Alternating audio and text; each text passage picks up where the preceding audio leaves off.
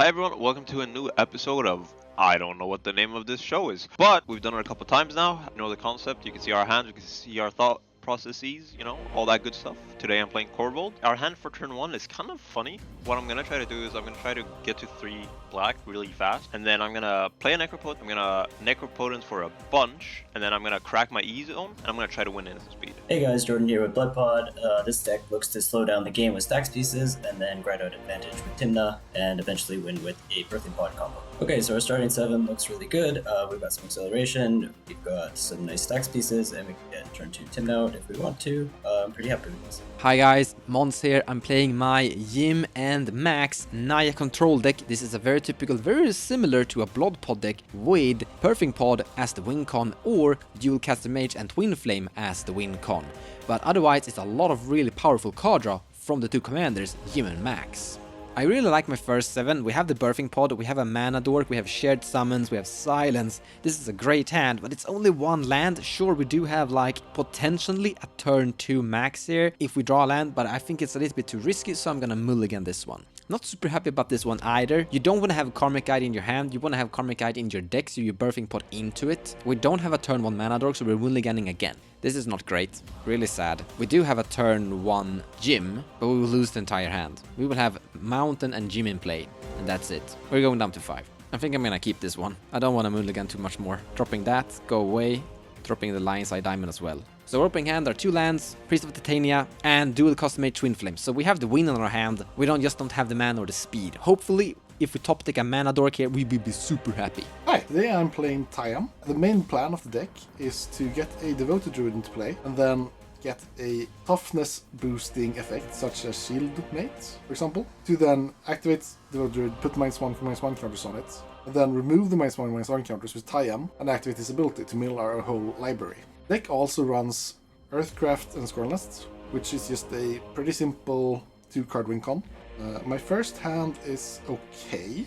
2 lands, carpet, 2 dorks is pretty good. This is a lot of mana, and it could be saved by top decks, but I think it's better to go to second 7. This is pretty much a slam dunk keep. 3 lands, great. Devoted Druid, great. Turn 1 dork, great. Eldamer's Call can get me something good. Can get me a win con. You get Ranger Captain to win that way. Building Ritual is always great to have in a pinch if you need it. Yeah, this is a great hand. I'll keep this one. With that, let's start the game. Draw card per turn. Oh, baby, it's going well now. I'm gonna play a Badland, I'm gonna play a Mox Diamond, and I'll pitch this Stomping Ground. I'm then going to, I'm gonna tap 2, I'm gonna play a Ragavan. I'm gonna dash out a Ragavan. Sorry, I'll hit Jordan for 2 with Ragavan. I'll take 2. Pick a treasure. You get a Bloated Elf. Yep, I'll move to end step and I'll pick Ragavan up in my hand and then I'll pass. Alright, pretty much it. I'm going to shock in this Temple Garden and play a Deafening Silence. Drawing a card. Let's do Verdant Catacomb. Oppositions everywhere. Sacrificing it now before it's too late. I'm finding a Savannah and passing the turn. Drawing for turn. Bloodstained Mire, land for turn. Racket. Finding a Bayou. Tapping said Bayou for a Llanowar Elf. And then I pass. My turn. I will play an Emergence Zone. Dash out. Ragavan again. Jordan, you want to take another 2? You get a Village Bellringer. Village Bellringer. Happy to see that one go away. That's a combo piece. That's a bummer losing that card since it's one of my combo pieces. I'll just play this Mana Vault, and then I'll move to end step, putting Ragavan back in my hand. Alright, I'll go to my turn. I'll play a Verdant Catacombs, Crack for Bayou, Temple Garden for a Elvish Mystic, and that's it. Drawing a card for the turn. Here's a Taiga. And seeing so many elves, I have the Queen Elf. Priest of Titania. Tapping for the amount of elves in play, which is currently free. Then I'm passing the turn. Taking my turn. Savannah, land for turn. Tap 2 for a Devoted Druid. Then pass the turn. Move to my turn. Draw. I'll play this Bayou. Gonna tap for 3. I'm gonna play a Necropotence. Hopefully, excuse me. I'm gonna pay 39 life. 39 life. Oh no, actually I should not do that. Let's do 30. I'll pay 37 going on to 3. Is he gonna go for like Necropotence here? I mean, there's a Deafening Silence in play. Now he does have Emergency Zone, so what I'm guessing his plan is to draw a way to remove the Deafening Silence, which could be a few options, and then try to combo off an instant speed with Emergency Zone. Pretty cool if he's actually gonna be able to get there with this. If he don't, he's dead. This is so sketch. Yeah, this is so sketch. So exiling 37 cards, just moving to end. Okay, 1 second, I have to sort through my hand. Alright guys, what do you think? I'm gonna bet he doesn't have it here. I think it does. I think it was a bold move, and let's see if it works out. You gotta bet stuff. Jordan, you're gonna bet here. It's a betting game. It's a betting game? Ooh. Yeah, it's a betting game. I'm betting he doesn't have it. Pontus is betting he has it. You have to choose. Can't be the middleman saying maybe here. I'm gonna say no. Oh, you don't believe in Anis? I believe in Anis. Only Pontus believe in Anis here. I don't think I got it because I needed to. I didn't draw a single piece of because in my mind it's just Boseiju that gets me out of this, right? Because I need to blow up the Deafening Silence. Why did you play that Deafening Silence? This game would have been so much fun. Turbo brain. Yeah, and I think it's legit just, and I didn't draw a single piece of like removal, which is really sad. So fairly explosive turn, drew 37 cards, or yeah, put away 37 cards with my Necro. Problem was this entire thing was very hinged on me drawing Boseiju and being able to remove the Deafening Silence, because if as soon as that's gone, I can just crack my E-Zone and go hard. The problem is now I'm at 3 life. There's more than 3 power on the board, so what I need to do here is just I have to crack my E-Zone and sadly lose. No, I'll use a treasure. I'll crack my E-Zone, go down some mana, and then I'm just gonna play out a bunch of creatures, just have bodies on the ground to block, and then when it comes back to my turn, I'll sculpt the perfect hand to just go off and win. Tap that, crack my E-Zone. I'm gonna use one. I'm gonna play the Skirk Prospector. I use another one, and I'll play my Ignoble Hierarch. So wait, now I can block 2. Don't want that. Don't want that. Keep that. Don't want that. Do I want that? No, I don't want that. Yeah, I've discarded a bunch of cards, and now I'm down to my 7. And yeah, I'll pass turn. Okay, very much. Pontus, you lost the bet. Not yet, I still believe. Tap my Temple Garden and play Shadow, and I think I pass the turn. Jordan, can I convince you to attack Anis with your creature? So if you don't attack Jordan, he can currently block with his 2 creatures, my Max and Pontus Elf, which means he's gonna go down just 1 life if I also attack with my Priest of Titania, which means he's gonna survive at 1 life after Mana Vault dealing damage, and he's winning on his turn. So I think you have to attack actually. Okay, we'll go to combat attack on us with Cool, you're attacking me? Alright, I will be blocking with my Skirk Prospector, but before damage, I would like to sack it for red mana to cast a Lightning Bolt on your Priest of Titania. My priest is dead. Right, I'll play Dagger, and I'll pass the turn. Okay, so I'm pretty sure Anis is going to win next turn, so I felt, even though I didn't like it, I felt I needed to attack. We didn't cast Tymna this turn for that reason, and also I want to drop Decay in case Pontus goes off with his Devoted Druid next turn. 3 mana, floating a colors, casting Max. Then I'm casting Mox Diamond, triggering Max, generating a clue. I'm gonna use the colors here, tap this, sacrifice the clue, and draw a card. I'm discarding a Plains for the Mox Diamond. Combat, Anis, here comes Max, 3 damage. She has haste, she has a skateboard. I'm blocking your Max with my Goblin. Then I can't do anything more because I've attacked, I've casted my spells, and I pass turn. Take my turn. Pontus, you need to do 2 damage to him. Very important. Or 1, only 1. No, 2. He's at 3 life. I cannot kill Anis, and I do think he actually wins on his turn. I think you're just playing Tayam and resorting to the original plan of tutoring up a win next turn is the right call for me. Land for turn is the Scissor Breath. Go to combat, hit Anis for 1, tap 4 for Mechman, and then pass turn. Yeah, no, there's too. I got too low. I kept the wrong ritual. I misplayed. But yeah, the Deafening Silence made this like this is a really tight line. Anyways, no, I think if the Deafening Silence isn't there, then it's not as tight. But with the Deafening Silence, it's close to impossible. There's too much stuff I have to do, and I'm already at 1. So keeping the pair was stupid because the pair is gonna kill me. But yeah, hopefully it goes better in the next game.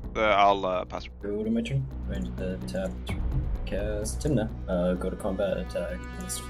I'm dead. Rest in peace, me. Alright, second main phase, I'll pay it. Oh, and then I restart my spell table, and then I get a Boseiju funny. Land for turn is going to be Guy's Cradle. I'm at 33, and I will pass the turn. I'm gonna go to my turn and I'm gonna draw a card. I'm gonna lose 2 life to the Ancient Tomb and cast Jim. Then I'm gonna go to combat, attacking at Pontus with my Max. before blockers, I'm gonna tap this and cast Swords to Plowshare, targeting Tayam. No, targeting your combo piece for Tayam that makes you go infinite, devoted through. And I'm gonna generate a clue, and I'm gonna untap Max. I'll take 3. And then I pass the turn. So we're in a pretty decent position here. We currently have a bunch of blockers up. Tymna doesn't really have any attackers against my 4/4, and she can't actually attack into Tayam either. We also destroyed a really key piece for Pontus here, his combo piece. And I actually don't know exactly how he wins from here. I think he has some other potential combos inside that deck, but Pontus is kinda out of the game, kinda. And Jordan doesn't really have any good attackers, so Jordan can still win, but Jordan can't grind cards. We, on the other hand, we can definitely still grind cards here. Take my turn. So losing Devoted Druid was a big hit for us. I don't really have any other way to like do anything. I can't grind without it, or I couldn't really grind to begin with either way. Eldrama's Call doesn't really find something that great here. It's basically just like almost like Dark Confidant or Oof. Like Mons will get a bunch of value here probably, so Oof isn't that bad. But yeah, we're in a pretty bad spot without our win con. We can still win. We still have Earthcraft combo, Dead in the Water. We're just really behind now. Like we don't have any way to do anything really, and just drawing mana doesn't really help the situation. I've only drawn mana this game. Land for turn would be Mist Rainforest. Then I'll tap 2 to cast a 3 Wizards. I'll find a basic forest and pass the turn. I'm going to be a swamp. Can't really attack him. So I'm going to tap my swamp for Imperial Seal and pass it. Drawing a card, tapping this, sacrificing the clue, draw a card. So we drew a really good card. Counter target blue instant. The problem is, we're in a blue-less pod here. Doesn't have a single thing to do with that card. I don't know. Happens, I guess. I'm gonna play Mishra's Bubble. I'm gonna sacrifice the bubble, and I wanna look at the top card of your library, Jordan, the one you tutored for with your Imperial Seal. Okay, you ready? Ugh. Show it to me. Oh god. Wait, Pontus, you should have a look at this. It's a birthing pod. I can tell you what it is, a birthing pod. Yeah, it is a birthing pod on top of his deck. Be scared, I'm scared. Land drop, all of the Bandit Lords, combat, everything at you. Jordan. First thing that happens is I'm creating 2 clues. I'll take 7. Go 24. I'm gonna tap 2 mana, sacrifice a clue, draw a card, and pass the turn. In your end step, I'll crack Mist Rainforest, finding a tapped Urgon Tomb. Then I'll tap 2, cast a Eldrama's Call. I'll find a Collector Roof. So Collector Roof is pretty great here. It isn't what I wanted. I wanted to find something like Ranger Captain maybe, to find Summon Safekeeper to protect my board and get 2 counters into play. But Mons told me about the Birthing Pod, and Birthing Pod is a great play here from Jordan. So Collector Roof protects me from that, it protects me from Mons' value over time. So while this is the best play for me, like in a selfish way, I think this is the best play for me to make in this situation. Take my turn, land for turn is a Flooded Strand, tap 2, or a Collector Roof. With that, I'll pass the turn. And step, I will Abrupt Decay. Yeah, That is a problem. Nothing we can do about it though. I'm a Rudeed. Oof. Wonderful. I will draw a mystery card. Oh my god. I will play an Ancient Tomb, tap Cradle for 3, pay 2 life, cast Birthing Pod. No response. So I will pay 1 and 2 life to sacrifice Tymna, get a Felidar Guardian. In response to you podding, Assassin's Trophy on the Birthing Pod. That's a pretty good top deck. That is an amazing top deck. So I got a bit too hasty. I should probably have waited for the trigger on the Felidar Guardian, but this is still fine, I think. Hopefully it is, at least. I'm actually really happy about this outcome because the birthing pod is being killed. We don't have a Collector Roof, so I can still sit there and sacrifice my trash clues to draw cards. So I'm in a pretty good spot here. Also, I haven't said this before, but we're really close at winning. We need 1 more red mana to actually win the game with Dual Cost Mage and Twin Flame here. So I will Flicker Cradle on top. I'll cast Limpala. Then we have 1 floating, and with that I will be a little sad and pass the turn. Fun fact, Linvala actually doesn't affect me because I'm sacrificing artifacts. My commanders doesn't have activated abilities on them. Draw a card for the turn. I'm gonna cast a Bird of Paradise. Combat, Jim is attacking at Jordan. 4/4 coming your way. Jim also creates a clue. I will tap 2 here and I will cast Grand Abolisher, triggering Max, untapping Jim, creating another clue. Tap this for 2 mana to sacrifice a clue and draw a card. And then I pass the turn. In your end step, I'll crack my Floodstrand. So we literally drew the thing we kinda needed. well, a land would have been better, but we have a Bird of Paradise and we also have a Grand Abolisher now. So if we actually get to our turn now, we have the win protected with a Grand Abolisher. If we actually get to our turn, but yeah. I'll find the tapped Godless Shrine. Go to my turn. I'll play a Deathrite Shaman. Enters with a Vigilance counter. And then I'll pass the turn. Could have used that last turn. 3. I'll attack pontus for 3. No blocks. Take 3. Alright, second main. So, white. First spell. Cast Ranger Captain PS. Trigger. Tap my Bayou. Cast Deathrite Shaman. Play Martial Arts for land. So my life total is getting pretty low, and I'm the boogeyman of the table, so I got Deathrite Shaman to gain myself a life. Hopefully, I don't die. Draw a card for the turn. That is great.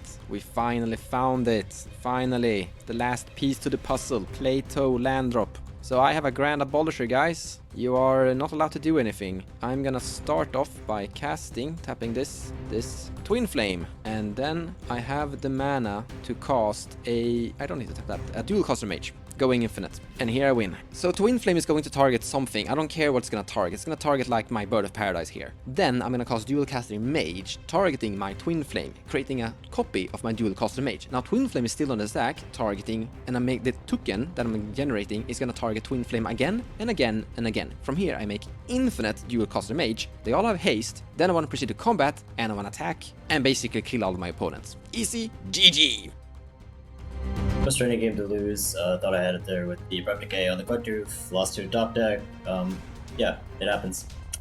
So apparently I should have cast my Culling Ritual. It would have helped because Grand Abolisher would be gone and Jordan had that deflecting spot in hand. I assumed Jordan would be able to deal with Mons better or do anything against Mons. The Culling Ritual felt like it was just a single target removal for Grand Abolisher, and that felt a bit too bad. I guess it was greedy. I guess I should have cast it still. But well, you live and learn.